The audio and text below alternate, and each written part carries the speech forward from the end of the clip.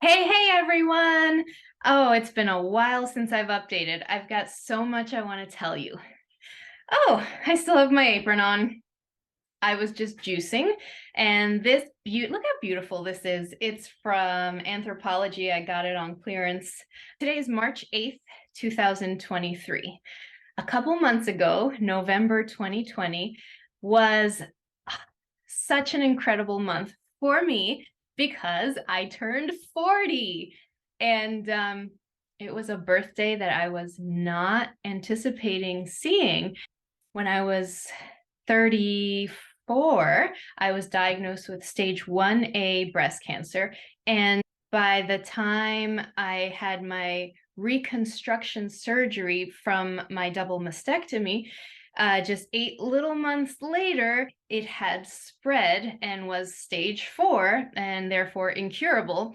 And so I was in my mid-30s when I was told that it had spread to skin and bone and liver. And with liver metastases, you can look at the statistics yourself, although remember, you are not a statistic. And my doctor told me that I had 4 to 8 months to live if I did nothing because I was resisting conventional treatments. Or if I did something and it worked, I could have like 12 months. And so that was in my mid-30s, and I am 40. And just so grateful. So yay, I'm celebrating myself. So that's huge. Thank you for joining me in that celebration. Looking at my notes here. In late November, early December, I went into the hospital. I had COVID. My fever, I was breathing fine. It was just, I had this high grade fever that wasn't going down for several days. And so my oncologist, to be safe, suggested I go into the hospital just to make sure everything was okay. And the hospital decided to keep me for 5 days because they wanted to rule out sepsis and any problem with my port. They just wanted to make sure that it wasn't infected. I did not have sepsis. Everything was good. But they did, in the scans, they saw that I had some new bone metastases on my hips, both of them, several spots, maybe like 5 or 6 spots, and several on my spine also. And then I started feeling some, for me, very interesting abdominal sensations with random contractions and spasms.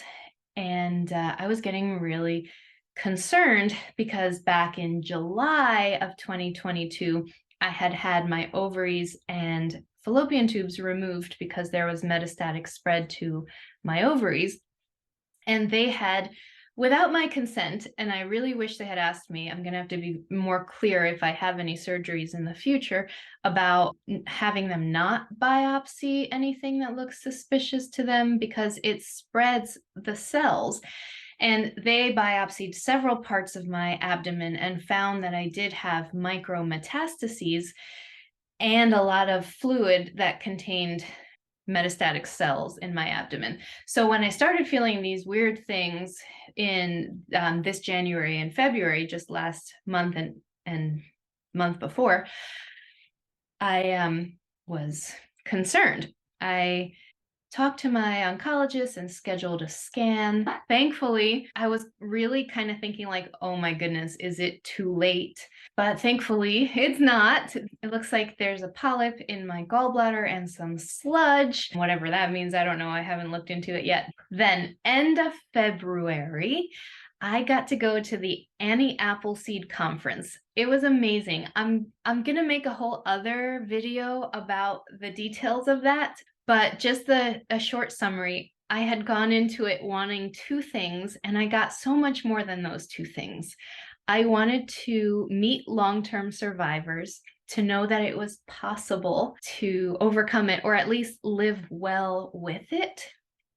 And then two, I wanted to be reinvigorated and inspired and motivated so that I could have the energy to keep on going with my own health journey. And I got both of those in huge supply. I got to meet an author who wrote a book about long-term survivors, and he has met over 500 long-term survivors after they had been told that there was no more hope for them. And so that was incredible. I'll tell you more about that in another video. I also got to meet Jane McClellan, and I got a one-on-one consult with her, although she is not a doctor and she did not give me medical advice, but I'll share more about that in a future video. That was amazing too. And I got to meet some long-term survivors of metastatic breast cancer, and I mean like 19-year survivors. So there is hope. And one more thing I want to tell you. Oh, along the same lines as there is hope, I learned that I am officially a long-term survivor of metastatic breast cancer. I am 5 years into a metastatic breast cancer diagnosis, and that officially makes me a long-term survivor. I'm a little proud of that. Could you tell the way my smile and my eyes went like that? Now I got all flustered and lost my place. Okay. 89% of people with metastatic breast cancer pass by the 2.5-year mark. And so if you make it to 5 years, you're officially a long-term survivor. And if you make it to 10 years, you are an extreme long-term survivor. And that's my next milestone. And I've got it on good evidence that it is totally possible and doable. Help me celebrate. I'm 40, I'm a long-term survivor. The best way you could help me celebrate right now is if you would please follow me on Instagram. I am Anna with one N, ANA Maria F as in Frank, and L as in lullaby, Anna.Maria.FL. I will continue to post on YouTube as I'm able to, but it just takes a lot more time with the editing.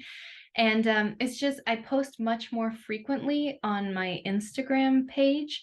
Even though I have enough followers on YouTube to monetize it, I don't qualify for monetization because the things I talk about are not well, they're not conventional medicine, and YouTube considers them dangerous.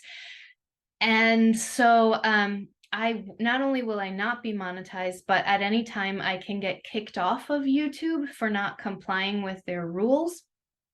And so if you follow me there, we are definitely going to stay connected if you follow me on Instagram. Yeah, so please, that would be awesome. All right, I love you all. Thank you for your encouragement.